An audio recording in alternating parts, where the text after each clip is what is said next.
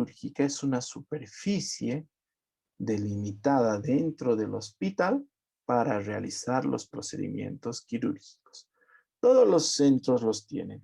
Puede tener un centro de segundo nivel, una clínica, un hospital de tercer nivel e incluso un hospital de cuarto nivel.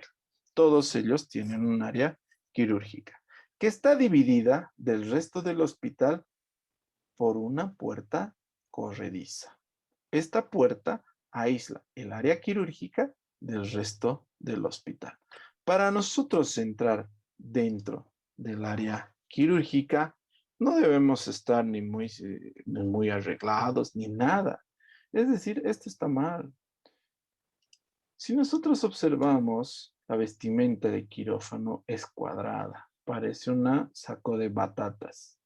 Entonces, debemos estar con gorra, barbijo, camiseta dentro, pantaloncillos y botas. Y recién podemos entrar al área quirúrgica. El área quirúrgica está dividida en 3 zonas o áreas: zona negra, zona gris y zona blanca, de acuerdo a la limpieza, siendo más limpia la zona blanca y la más contaminada la zona negra. La dependencia del área quirúrgica tiene pasillos, lavabos, quirófanos, depósito de materiales, ropería, sala de esterilización, sala anexa, salas administrativas. Es decir, todas estas áreas están acá. ¿Cuál es el área negra? El área negra o la zona negra es el vestidor o la zona administrativa. Es donde el personal se cambia. Esta área es de diferentes características, pero siempre se caracteriza porque tiene casilleros para que los médicos, estudiantes y residentes puedan cambiarse. El área gris depende de la complejidad del centro hospitalario. Puede solamente tener un área de esterilización y de recuperación, o si es más grande puede tener rayos X, laboratorio, hemoderivados. Depende de la complejidad. También parte del área gris en la zona de almacenamiento y de empaquetamiento de los materiales. Los pasillos, los lavabos son área gris. Y el área blanca es el quirófano en sí. Si nosotros observamos, el quirófano es el área más limpia donde se va a realizar los procedimientos quirúrgicos. El quirófano es espacioso, bien iluminado. Puede ser muy simple tener una mesa de Kirban y una luz. O puede tener máquina de anestesia más. O se le puede sumar torre de laparoscopía. O puede ser totalmente complejo en un cuarto nivel. Sigue siendo quirófano, el área blanca. La infraestructura del quirófano debe tener paredes lisas, ángulos redondeados, espacioso y el piso liso y lavable.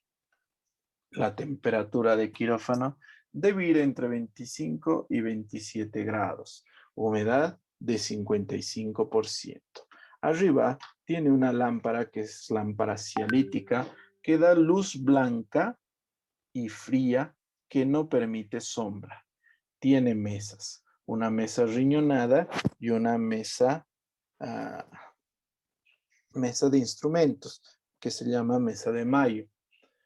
Las máquinas de anestesio, el desfibrilador, la máquina de aspiración, las vitrinas que tienen que estar empotradas, negatoscopio en la pared para ver las radiografías, desfibrilador en caso de que el paciente tenga un accidente, y recipientes, tanto para la basura como para el lavado de manos. Pero si ustedes ven, la estrella de todo esto es la mesa quirúrgica. Esta mesa quirúrgica se denomina mesa de Kirban, donde vamos a realizar los procedimientos quirúrgicos, es decir, la cirugía. La cirugía es una de las ramas de la medicina que tiene por objeto curar o reparar alteraciones biológicas por medio de una intervención quirúrgica. El máximo responsable es el cirujano. que es especialista en cirugía. Es el principal responsable del paciente y de realizar el procedimiento quirúrgico. No lo realiza solo, lo realiza con un primer ayudante, segundo o tercero si el procedimiento es muy grande. El primer ayudante también es cirujano, pero es más joven que el cirujano general. El segundo ayudante es un residente de cirugía y el tercer ayudante, si es que hubiera, normalmente es un interno o un alumno de medicina.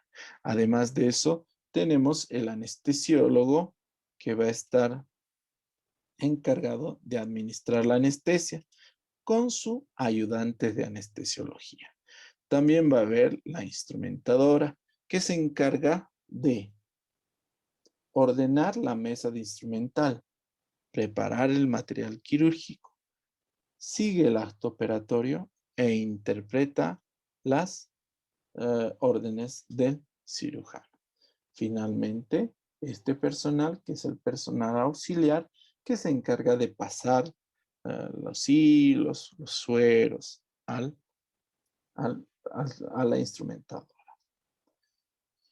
Cuando nosotros operamos, si ustedes observan, vamos a tener al cirujano, primer ayudante e instrumentadora, que están totalmente cambiados, con bata estéril, guantes estériles.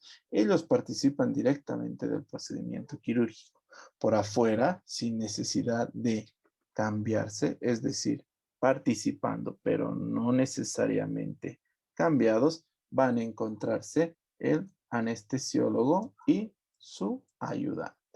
El anestesiólogo y su ayudante. Entonces, el anestesiólogo, acá está el anestesiólogo con su ropa de quirófano. No está cambiado.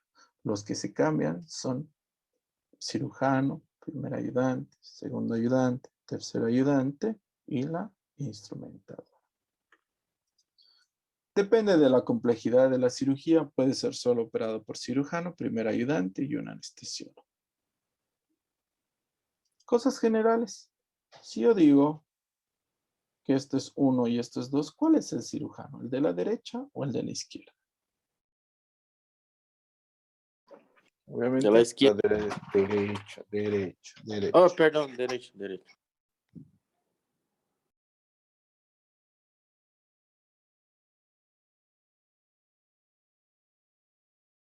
Obviamente, el aprendizaje de instrumental es un poco pesado. Es complejo aprender los diferentes instrumentos. Por eso se considera un aprendizaje transversal. Eso quiere decir que poco a poco van a irlo aprendiendo.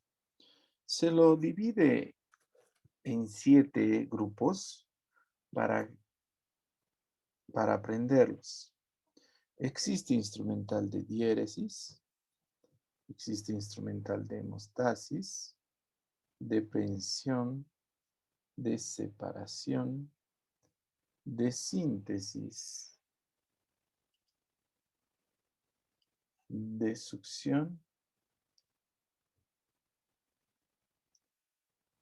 aspiración y los especiales. Si ustedes ven, sus nombres de los grupos están relacionados con la característica del material. Por ejemplo, el material de diéresis es instrumental de corte. Y el más representativo instrumental de corte es el bisturí. Este bisturí frío, que solamente se usa para cortar, tiene su origen en un bisturí que se llamaba escalpelo. Si ustedes ven el escalpelo, era como un cuchillo afilado. Tenía el mango y el ojo unido. A esto se llama escalpelo, pero después evoluciona a un bisturí frío. Se intentó, por esta cuestión de bioseguridad, que sea el bisturí totalmente desechable, pero no se podía desechar una lámina de metal cada vez que se usaba. Entonces se utilizó plástico. Pero este plástico, este bisturí de plástico, no da la firmeza necesaria. Se dobla y se puede romper. Por eso en el bisturí utilizamos dos partes. Una parte que es reutilizable, que es el mango, y una parte que es desechable, que son las hojas de bisturí. Dentro de los mangos de bisturí son dos números principales. Mango número 4 y el mango número 3. No son los únicos mangos. Existen el 4L, que significa 4 large, el 3L, 3 largo, y 7. Pero si ustedes ven, no existe gran diferencia en tamaño entre el 4 y en el 3. ¿En qué se diferencia? En que hay algunas hojas que corresponden para el mango 4 y hay algunas hojas que corresponden para el mango número 3.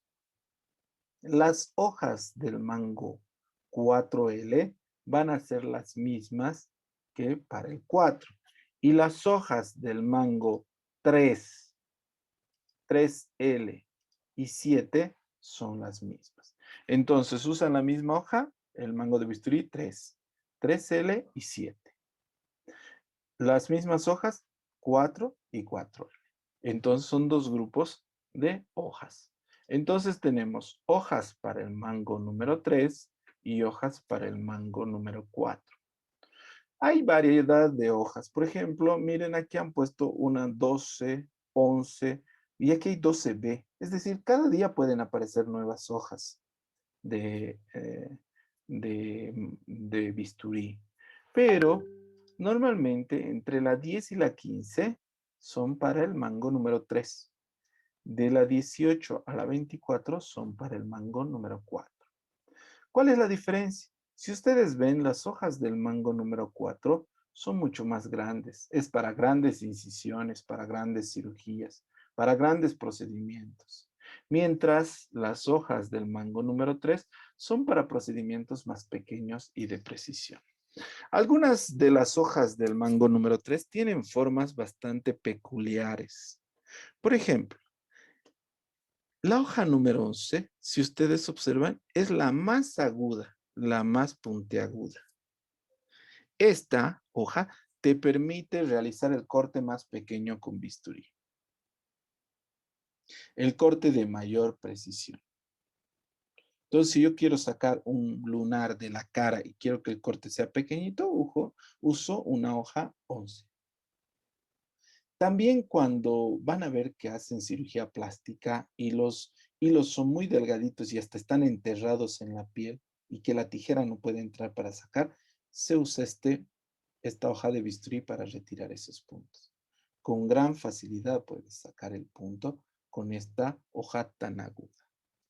Hay otra hoja que es el mango del mango número 3, que es la hoja número 12. Si ustedes ven, el corte es como una garra.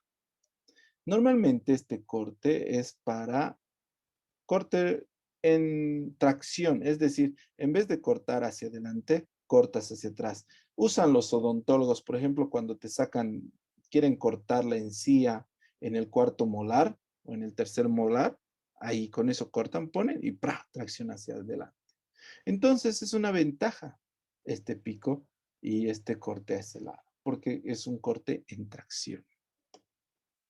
La hoja número 15, si ustedes observan, la hoja número 15 tiene aquí un stop.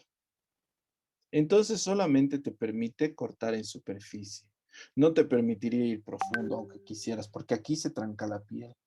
No es como estas hojas, miren, es libre. Si tú empujas este bisturí, puede entrar hasta la columna sin ningún problema. Pero hoja número 15 solamente te permite cortar en esta posición, porque aquí se tranca. Esto ya no es cortante. Entonces tú metes el bisturí y no entra en mayor profundidad. ¿Entendido? El bisturí se agarra ya sea como lapicero o como arco de violín. Cuando usas como lapicero, es un corte de precisión, cortes pequeños. cuando usas como arco de violín, es un gran corte. Es un corte como magistral. Entonces agarras y ¡zas! Cortas. La desventaja del mango de bisturí frío, es que solo corta, no coagula. Al principio, cuando empezó la cirugía, era perfecto, porque realizaba lo que necesitaba, solo cortaba. Un segundito.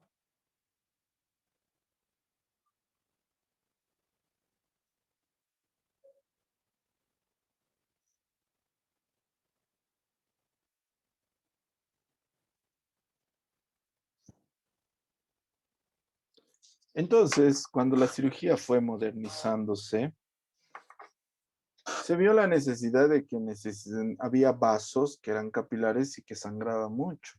Era un problema para el cirujano, mucho sangraba y el paciente se moría por la pérdida sanguínea. Porque ya operábamos glándulas tiroides, hígado, y entonces no solo podías cortar con bisturí frío. En los años 40 se inventa un nuevo bisturí que se denomina bisturí eléctrico. El bisturí eléctrico utiliza la fuerza eléctrica para cortar. Tiene dos polos, un cátodo y un ánodo. La resistencia del tejido al paso de la electricidad provoca calor. Este calor destruye y desnaturaliza las proteínas.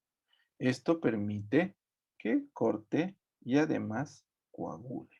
Es algo muy importante del bisturí eléctrico que corta y coagula. El bisturí eléctrico tiene dos componentes principales. Una placa que se pone detrás del paciente y una caneta o lapicera que se utiliza para hacer el procedimiento. Entonces, este arco que se genera entre la placa y el bisturí permite generar el corte. Esta placa metálica se pone en tres posiciones: en el dorso de la espalda, en la región glútea o en el muslo. No se pone en otros lugares porque puede generar mal contacto y puede ocasionar quemaduras al paciente. La lapicera del bisturí tiene dos funciones. Una función es amarilla, corte, y azul, coagula. No solamente corta, tiene una función de coagulación, pero más corta que coagula. Aquí más coagula que corta. ¿Entendido? Pero el amarillo, corte, y el azul, coagulación. Este sistema de bisturí se ha modernizado y se ha creado algunos otros tipos de bisturís. Lo llamamos al de lapicera bisturí monopolar. Cuando utilizamos los dos polos en la punta, miren, ahí y ahí, se llama bisturí bipolar. Y cuando no necesitamos tocar, sino que se crea un arco del bisturí a la piel, se llama modo spray. Entonces coagula sin tocar la piel. Estas tres funciones están identificadas en estos botones del electrobisturí. Entonces tenemos bisturís monopolares, bipolares y tenemos una posición de spray para coagular nada más. ¿Por qué? Porque lamentablemente en la posición de monopolar se genera por el calor una lesión de los tejidos circundantes, casi a 2 centímetros a la redonda. Entonces, aparte de la zona cortada, 2 centímetros a la redonda está lesionado los tejidos. Mientras, cuando utilizas el bisturí bipolar, se reduce mucho el área de lesión. Se reduce casi a 1 centímetro o a menos. Inclusive, como es una pinza, como en tu chompa con tus dedos, puedes jalar hacia afuera el tejido y electrocoagular. pero se utilizaba durante mucho tiempo este bisturí. Lo malo es que en algunos tejidos como el cerebro no se puede tolerar lesión perilesional, es decir, lesión alrededor de la coagulación. Para esto se inventa lo que es el bisturí armónico. El bisturí armónico, en vez de utilizar electricidad, utiliza ondas sonoras para cortar los tejidos. Este bisturí armónico corta y coagula, pero coagula vasos de mayor calibre que el bisturí eléctrico, casi hasta vasos de 2 milímetros. Entonces, la arteria pendicular, la arteria cística no necesitaríamos ligar. Con un bisturí armónico directamente lo cortas. La diferencia, si ustedes observan aquí, este ha sido cortado, este pedazo de hígado ha sido cortado por electrobisturí. Si ustedes observan, miren el daño a la redonda, casi 2 centímetros al lado se ha lesionado. A su diferencia, el bisturí armónico lesiona mucho menos. No es que no lesione tejido alrededor, pero lesiona mucho menos que el electrobisturí. Entonces, por eso utilizamos el bisturí armónico en cerebro, en estructuras nobles, cerca de arterias, cerca de venas, porque no hay mucha lesión periférica. Obviamente sí hay lesión. Por lo tanto, cuando nosotros vamos a cortar piel, ¿con qué bisturí utilizamos? Eléctrico, armónico o frío. Obviamente, usamos el bisturí frío, porque solo lesiona la célula que la atraviesa. No tiene lesión perilesional. Por lo tanto, la cicatrización va a ser mejor y más estética. ¿Entendido? ¿Alguna duda, pregunta de bisturí? Yo creo que quedó muy claro. Doctor, Otros instrumentos de diéresis son los osteótomos. Como su doctor, nombre indica, dime, ¿está me escuchando, doctor? hable. Sí, este bisturí armónico sería lo mismo del ultrasónico. Sí, usa ultrasonido. Ya, gracias. Son cinceles de hueso. No hay mucha técnica en utilizarlo. Golpean con un martillo y corta el hueso. Hay las curetas, que son legras para tejido parenquimatoso, para desgarrar tejido parenquimatoso. Principalmente se utilizaba para legrados uterinos por raspado. Hay las sierras y taladros quirúrgicos. Nuevamente se utilizan para huesos. Obviamente estas sierras tienen sus mecanismos de protección para que no dañen tejidos cercanos, pero se utiliza normalmente para cortar hueso. Otro instrumental de diéresis son las tijeras. Si yo les pregunto qué tijeras conocen, me van a decir que conocemos la Metzenbau y la Mayo. Pero en este grupo de tijeras, ¿puedes diferenciar cuál es Metzenbau y cuál es Mayo? Tal vez sí, tal vez no. Pero hablaremos de las características de la tijera Mayo. La tijera Mayo es una tijera firme, dura, que su relación mandíbula-mango es 2:1. Quiere decir que aquí hay 1, 2, 2:1.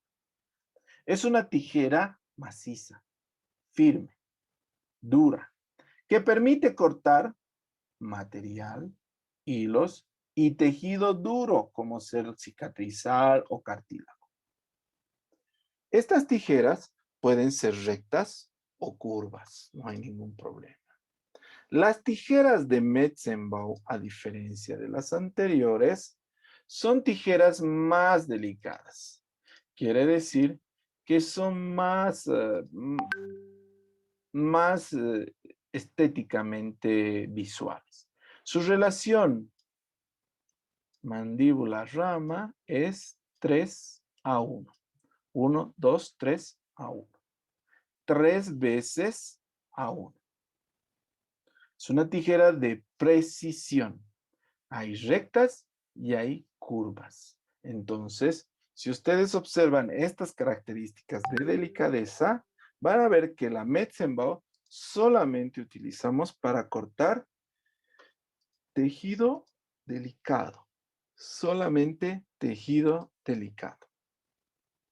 Ahora, si les muestro nuevamente la figura, es fácil reconocer dos tijeras fuertes, macizas, mayo, dos tijeras delicadas, Metzenbau. Metzenbau recta, Metzenbau curva. Mayo recta, mayo curva. Obviamente existen algunas características en las puntas de las tijeras. Cuando las puntas son puntiagudas, se denomina aguda. Cuando las dos son romas, es punta roma. Y hay también mixta, roma y mixta. La gran mayoría de nuestras tijeras son punta roma. Punta roma. Solo hay una tijera que normalmente, que siempre es puntiaguda, que se llama la tijera de iris. Esta tijera de iris es una tijera pequeña que se utiliza para retiro de puntos. Conjuntamente otras tijeras de retiro de puntos son las tijeras de Spencer. Si ustedes ven, aquí tiene una punta como el sacabocado. Y la tijera de Litauer, que también se utiliza para el retiro de puntos. Litauer, Spencer e Iris son para retiro de puntos. Otras tijeras son la tijera de Lister. Si ustedes observan, tiene en una de las mandíbulas una bola que evita que se dañe el tejido por delante. Aunque estas tijeras solamente se utilizan para preparar material actualmente. Lister para preparado de material. Esta tijera no es curva, es angulada y se llama tijera de Potts. Viene de 25, 45 y 60 grados.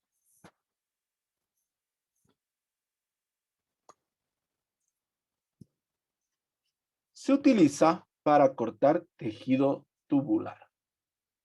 Se utiliza para cortar tejido tubular.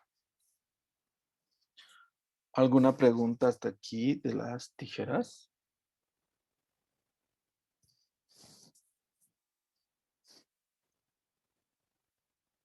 ¿Todo ha quedado claro? No, doctor. No, doctor. No, doctor. ¿No hay dudas?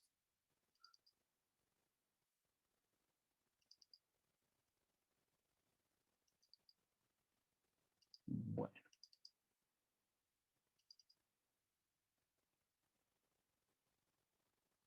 Un segundo.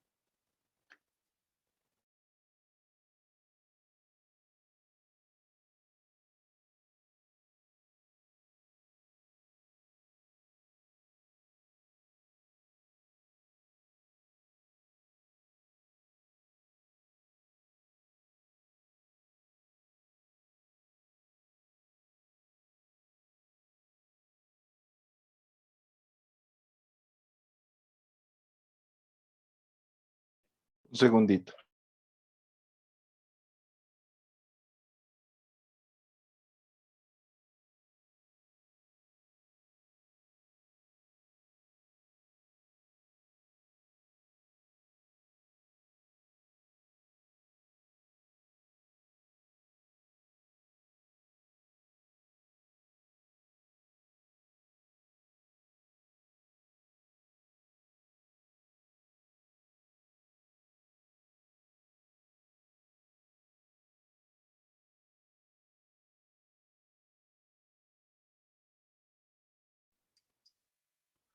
Dentro de los instrumentales de presión, son para tomar de forma delicada los tejidos.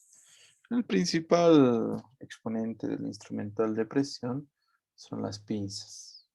Estas pinzas van a ser fijas y móviles.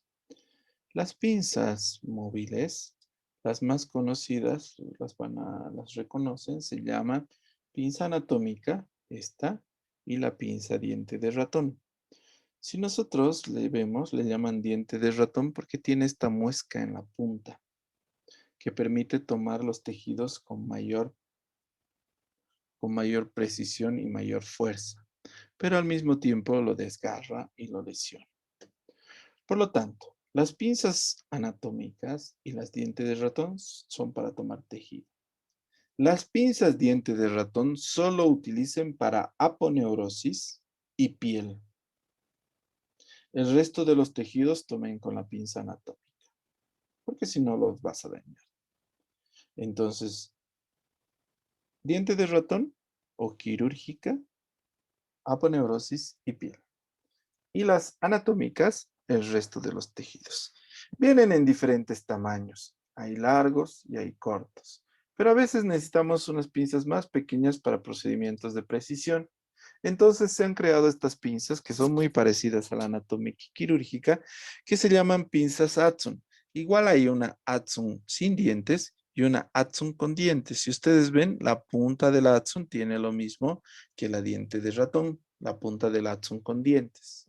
Estas pinzas con Adson con dientes y Adson sin dientes también se utiliza para tomar de la misma manera.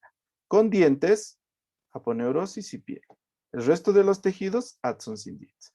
¿Para qué se utiliza? Estas son para pequeñas cirugías, como cirugía de párpado, mucosa yugal. Entonces, para ese tipo de procedimientos pequeños, de precisión. Las pinzas se toma con ambos, con dedo pulgar y dedo índice, apoyados sobre el dedo medio, como una lapicera. De esa manera se toma una pinza, cualquiera sea. Hay algunos otros tipos de pinzas. Esta, por ejemplo, es la pinza en bayoneta. Si ustedes ven, tiene doble angulación. Esta doble angulación te permite tomar tejido en orificios y al mismo tiempo poder ver el orificio. Porque si tomas con una anatómica, obviamente tu mano te va a tapar, pero con esta pinza, al estar hacia abajo su agarrador, te va a permitir ver en profundidad. Entonces utilizamos para orificios. Conducto auditivo externo, canal vaginal, ano, boca. Para ese tipo de procedimientos utilizamos este tipo de pinza en bayoneta. Hay una pinza que se llama pinza rusa. La punta es modificada, miren, es como una pelotita con dientes. Pero no podemos decir que esta pinza no va a lesionar el peritoneo. Y tampoco agarra tan bien como la diente de ratón. Y es por eso que va desapareciendo. Pero el uso de la diente de ratón es el mismo. Perdón, el uso de la rusa es lo mismo que para el diente de ratón. Esto utilicen para piel y aponeurosis. No tomen otros tejidos con esto. Músculo lo va a hacer sangrar. Peritoneo lo va a desgarrar. Intestino hasta lo puede perforar. Entonces, estas dos análogas. Poco a poco está desapareciendo la rusa porque se creía que podía ser intermedia entre la anatómica y la diente de ratón para solo usar una pinza, pero no se ha podido. El resto del instrumental de precisión se utiliza para aprender. Primero, los campos. Entonces aquí tenemos campos sujetados. Esta pinza se llama pinza de campo o verdadero nombre Backhaus. Para sujetar campo. Pinza de Backhaus. Si ustedes ven, la punta tiene modificada como unas agujas, entonces sujeta muy bien los campos alrededor de la cirugía. Hay otras pinzas de campo, como la Shader, Jones y Tower, pero de las más comunes es la Backhaus, muy utilizada. Pero no solamente se trata de sujetar campos, se tiene que sujetar tejidos. El primer intento para sujetar tejidos sin dañarlo es esta pinza aro. Si ustedes ven, es totalmente redonda, un verdadero aro redondo, aro, por eso se llama. Después hizo una modificación y es un poco más ovalada y se llama pinza de Foster. Esta es la que usamos ahorita, esta pinza de Foster. No es esta aro, aunque los médicos le dicen aro, esto no, es pinza de Foster. Es más ovalada. Pero aunque hay rectas, curvas, con ranuras y sin ranuras, porque aquí bien, miren, ranuras, y hay sin ranuras, lamentablemente la pinza Foster no permite tomar los tejidos sin dañarlos.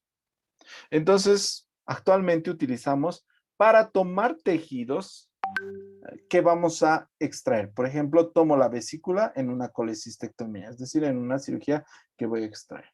Tomo parte del intestino que lo voy a sacar. Entonces, para eso me sirve. O para traspaso de material también se utiliza para pasar gasas, para pasar apósitos. Otra pinza es la pinza de Alice. Si ustedes ven, tiene una punta aserrada. Se llama pinza de Alice. Esta daña los tejidos levemente y se utiliza para tomar principalmente trompa uterina para ligadura de trompas. Otra pinza es la pinza de Babcock. Si ustedes ven, la Babcock tiene una punta roma con un espacio al medio. Esta pinza sí o sí no daña los tejidos al tomarlos. Entonces, la Babcock utilizo para tomar intestino, estómago, peritoneo, epiplón mayor. No se hace nada. La Babcock. Entonces, la pinza de Babcock, que es todo esto, se utiliza para tomar estructuras sin dañarlas. Puedo tomar el apéndice. ¿Por qué no quiero que se dañe el apéndice con las otras pinzas? Porque si se revienta el apéndice dentro de la cavidad, va a liberarse caca. Entonces, lo tomo con una Babcock. Por eso en el apéndice se usa Babcock, para que no dañe el tejido y no se libere heces a la cavidad.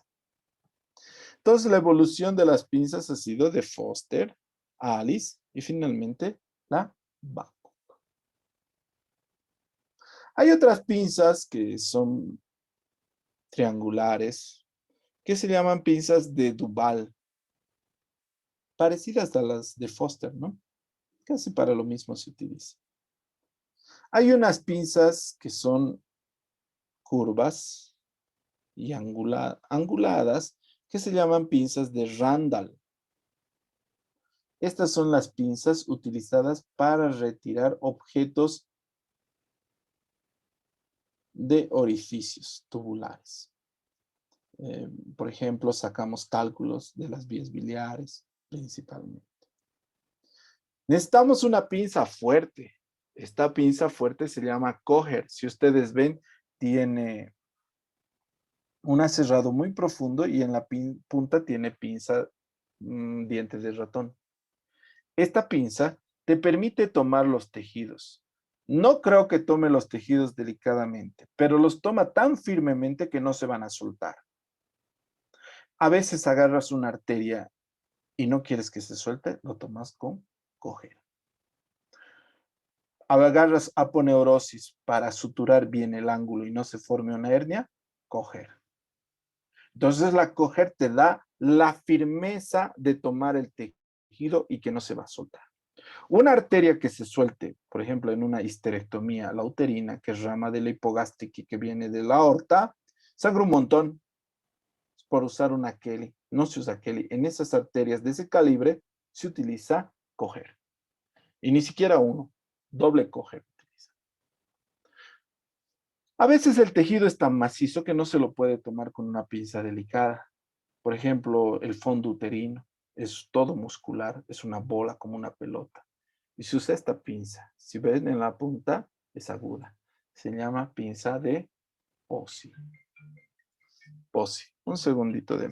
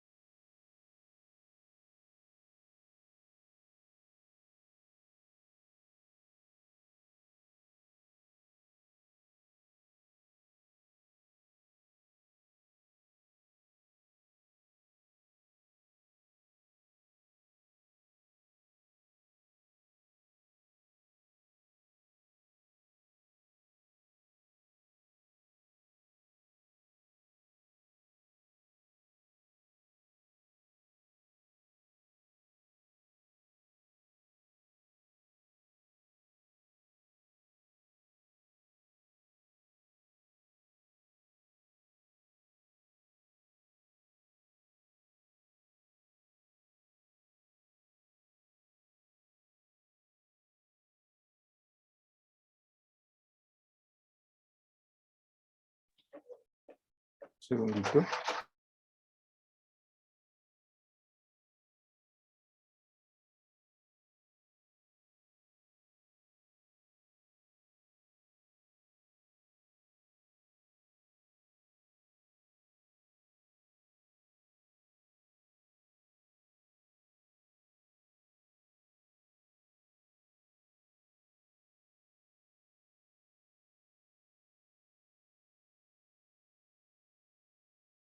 Por si acaso.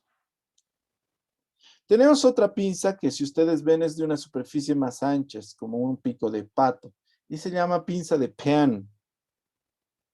Esta pinza de Pean se utiliza para sacar restos óvulo-placentarios.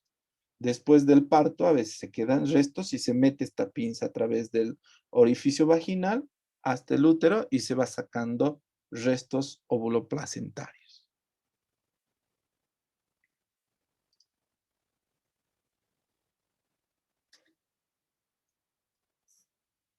¿Hasta aquí alguna duda, jóvenes? No, doctor. No, doctor, está bien. Otra de los grupos es el instrumental de hemostasia. Como su nombre indica, utilizamos para parar los sangrados. Son dos pinzas las más conocidas. La Mosquito o Halster y la Kelly. Con un paréntesis en la Kelly que deben analizar. Si ustedes ven, esta es la Kelly y esta es la Crillé. Si ustedes observan, la Kelly solamente tiene ranuras en los 2/3 anteriores de la mandíbula, mientras la Crillé la tiene en toda la superficie. Entonces, cuando vemos fotos, esta es una Kelly, y aquí vemos una Crillé. ¿Ven? La Halsted, la Mosquito, la primera, tiene en toda su superficie, por si acaso. Miren, esta es la Mosquito, tiene en toda su superficie. Entonces, son tres pinzas que tenemos que aprender de hemostasia. La Mosquito y la Kelly. Pero la Kelly, la verdadera Kelly, solamente tiene en sus 2/3 anteriores. Y la Crillé lo tiene en todo. Son casi del mismo tamaño. ¿Para qué se utilizan? Como su nombre indica, hemostasia. Estas mosquitos, porque son pequeñitas, se utiliza para procedimientos pequeños, como tiroides, parótida, para esas cirugías. Para cirugías mayores utilizamos las Kellys o las Crillé. Entonces, lo principal es reconocer cuál es Kelly, cuál es Crillé. Kelly, Crillé. Kellys, Crillé. Existen pinzas rectas y curvas, tanto en la Mosquito, en la Kelly y en la Crillé. Entonces, existe curvas y rectas. Miren el tamaño. Esta es una Kelly, Crillé, y estas son mosquitos. Entonces, no es mucho la diferencia también, pero sí lo suficiente para los procedimientos quirúrgicos. Otra pinza que es hemostática es una pinza angulada en 90 grados. Nos permite tomar vasos en profundidad. Se llama pinza disector o Lahey. Si ustedes observan, en la punta es a 90 grados. Entonces tú metes dentro del cuerpo y puedes tomar un tejido a 90 grados. Entonces esta pinza se denomina disector o Lahey. La medicina fue avanzando y se vio que la Lahey, la Crillé, la Kelly y la Mosquito, cuando tomabas la arteria o el vaso, se dañaban, ya no permitía la anastomosis. O si permitía la anastomosis, se estenosaba. ¿Qué quiere decir eso? Si yo entonces hacía una anastomosis de una arteria que ha sido tomada por Kelly, al poco tiempo se estenosaba. Porque estas pinzas dañan los vasorum, los vasos del vaso. Y entonces estenosaba e inclusive había fugas. Como la medicina se fue modernizando, ya había la necesidad de conservar las arterias y las venas. Y entonces empiezan a aparecer pinzas para tomar los tejidos de manera de no dañarlos. Y las mejores pinzas son las vasculares. La pinza vascular se caracteriza porque puedes tomar el vaso y no se daña su vaso vasorum. Es decir, podrías hacer anastomosis y nunca se estenosaría. ¿Por qué? Porque está diseñada para eso. Son muy parecidas a nuestras pinzas. Si ustedes ven, esta es una pinza anatómica, pero tiene característica de vascular. Miren, es como en alto relieve la punta. Entonces, esta es una pinza vascular, una pinza elástica vascular. Hay pinzas vasculares, la Satinsky, por ejemplo, que es de su propio, es decir, es la propia vascular. Se puede tomar arteria, aorta, vena cava con esta y no las va a dañar, no la daña, porque está diseñada para eso. Obviamente hay otras más pequeñas, como estas que son las Bulldog, que parecen como para colgar la ropa, que te permiten agarrar arterias pequeñas. Entonces, estas pinzas vasculares utilizamos cuando tengo que reimplantar. Por ejemplo, ha habido una amputación de dedo, llega al hospital, me traen el dedo y yo veo que está sangrando una arteria, ya no le pongo una Kelly, le pongo una vascular, le pongo una Bulldog. Porque esa arteria voy a revascularizarle, ese dedo se va a reimplantar. Peor si es mano, brazo, pierna, ¿entendido? Entonces las pinzas vasculares permiten que no se dañe el tejido. Las pinzas hemostáticas solo hacen hemostasia, no interesa para después. Solo hacen hemostasia. Material de exposición, como su nombre indica, permiten exponer los tejidos. Estos son separadores. Separadores dinámicos y autoestáticos.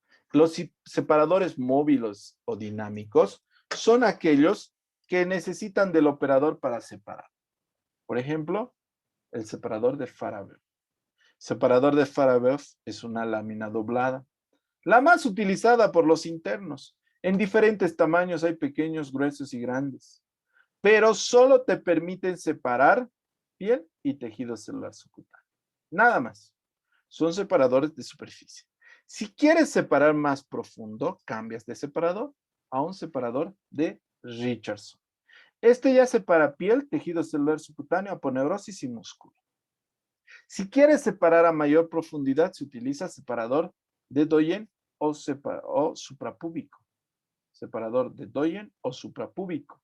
Esta valva separa piel, tejido celular subcutáneo, aponeurosis, músculo y peritoneo. Es decir, entras a la cavidad. Cuando es macizo así su borde, su agarrador, se le llama separador de Doyen. Cuando su agarrador es de esta característica, se llama suprapúbico. ¿Por qué nos sirve esto? Vamos a ver más adelante que se adapta a otros separadores mayores. Dentro de la cavidad abdominal ya necesitamos otro tipo de separadores, pero son los separadores de Diver, tenemos Farabeuf, Richardson, Doyen, Diver, pucha, toda la mesa está llena de separadores. Y de Diver tienen 3 tamaños diferentes, tienen delgado, mediano y grueso. Entonces se inventa estos separadores que son las valvas maleables. Tú le puedes dar la forma que necesites. Primero son así, nuevas. Después, así. Entonces, estos separadores maleables puedes darle la forma que necesites y solo necesitas uno. Y te permite separar órganos, tejidos, ya dentro de la cavidad. Entonces empiezas con el separador de Farabeuf, piel y tejido celular subcutáneo. Ya entras más profundo, Richardson. Piel, tejido celular subcutáneo, aponeurosis y músculo. Más profundo, separador de Doyen o suprapúbico. Tejido, órgano quieres separar, maleables.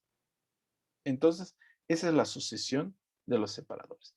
Hay separadores autoestáticos, es decir, que no necesitan la ayuda del operador para mantenerse en su posición.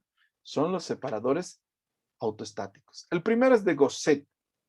Separa a la derecha y a la izquierda. El siguiente es separador de Balfour. Separa derecha, izquierda o arriba y abajo, como quieras. 3 lugares.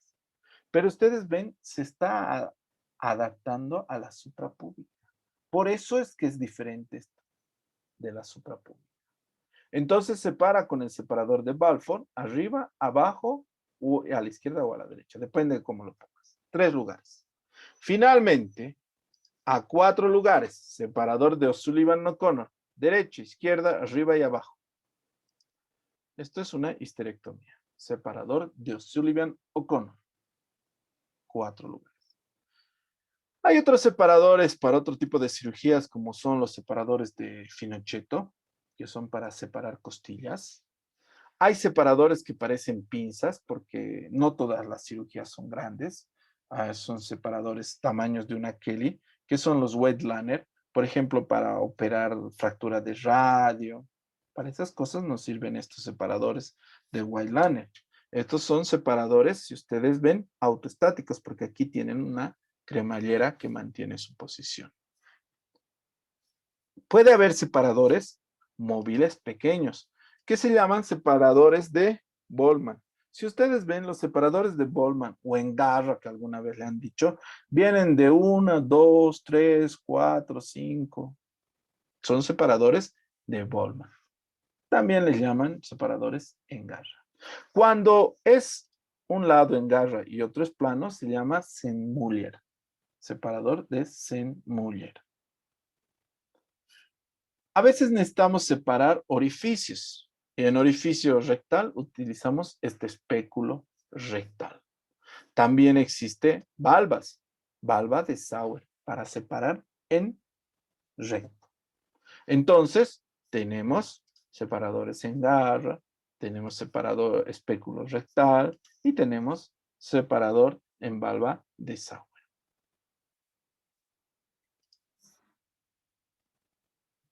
¿Dudas?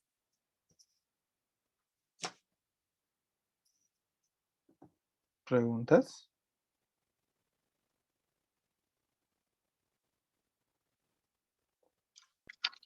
Creo que Instrumental de pasar, doctor, para... síntesis. Dentro del instrumental de síntesis, el primero que nosotros vemos es el portaagujas. Este portaagujas se llama portaagujas de Mayo-Hegar y se caracteriza porque tiene... Gisliane, creo que estabas hablando. Sim, doutor, buenas tardes. Dígame. Não, perguntar se você tinha alguma dúvida. Creio que temos que repassar, não? Para que podemos aprender e memorizar mais os instrumentos. Lo bueno que la clase es grabada. Como? Lo bueno que es grabada. Sim, sim, muito buena. Sigamos. El surco longitudinal en el medio. Este portaagujas tiene anillas y tiene una mandíbula pequeña. Nos permite hacer la sutura tomando la aguja de una manera precisa. Este surco que está acá permite tomar a la aguja y no se mueve. Hay portaagujas de Mayo-Hegar que tienen una aleación especial en la punta de tuxteno, que no tienen surco, porque esta aleación de tuxteno les permite tomar con firmeza la aguja. Estos son portaagujas especiales, son portaagujas de aros dorados, son un poco más caros. Son portaagujas de aros dorados, pero siguen siendo de Mayo-Hegar. No tienen el surco longitudinal, si ustedes ven, pero toman con mayor firmeza las agujas, es decir, no se mueven. ¿Para qué te sirve cuando estás suturando coronaria, una arteria, una vena? No quieres que se mueva tu aguja. Entonces, en esos casos se utiliza este tipo de portaagujas. Los portaagujas vienen de diferentes tamaños. Hay portaagujas pequeños, medianos y grandes. Mientras más profunda sea la sutura, más largo es el portaagujas. Mientras más superficial, más corto.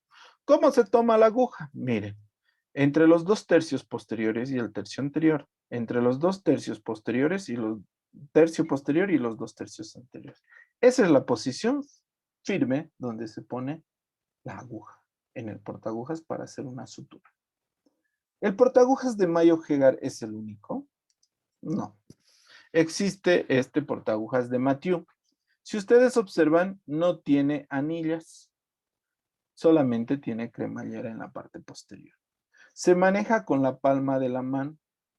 Es un portaagujas con el cual se estructura más rápido, pero es muy poco preciso. Es por eso que más generalizado está este portaagujas de Mayo-Hegar y está desapareciendo este portaagujas de Matthew. Hay portaagujas pequeños que casi parecen pinzas para el pulgar y dedo índice. Son los portaagujas de Castro Viejo. Se utilizan para suturas oftalmológicas y otorrinolaringológicas en ese tipo de procedimientos. Dentro de material de instrumental, hay uno que es de succión y aspiración.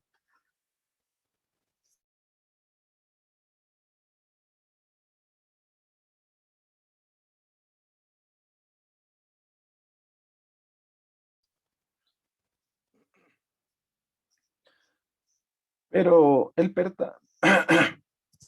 perdón, el verdadero material de succión y aspiración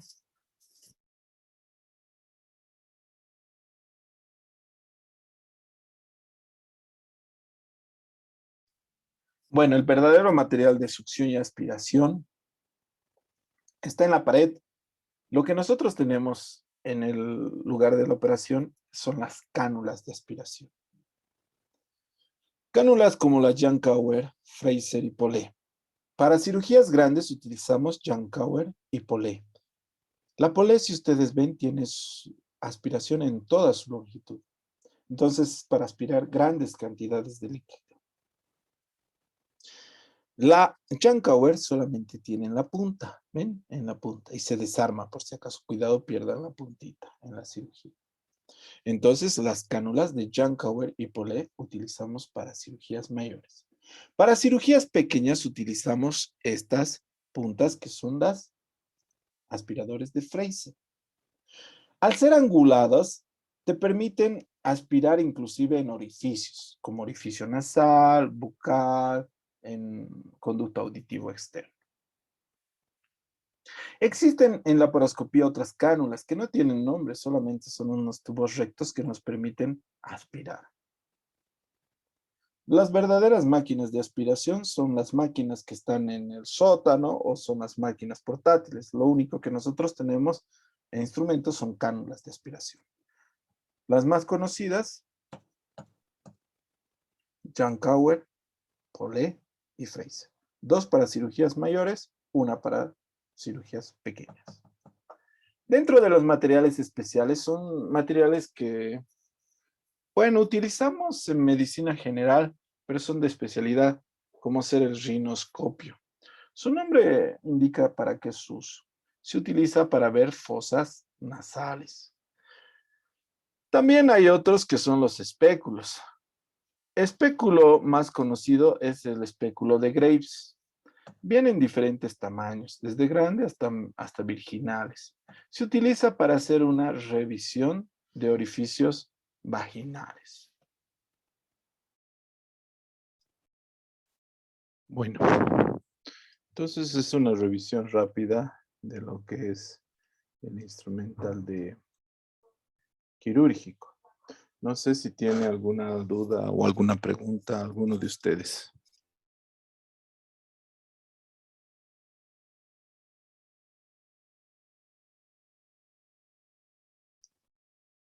¿Alguna duda?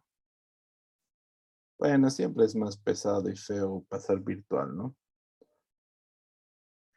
De todas maneras, esperemos que esta sea la única vez, ¿ya? Vayan leyendo y revisando los instrumentales, siempre es importante revisar. Y si no tienen preguntas, pongan sus nombres, por favor, en la asistencia. Y creo que eso sería todo.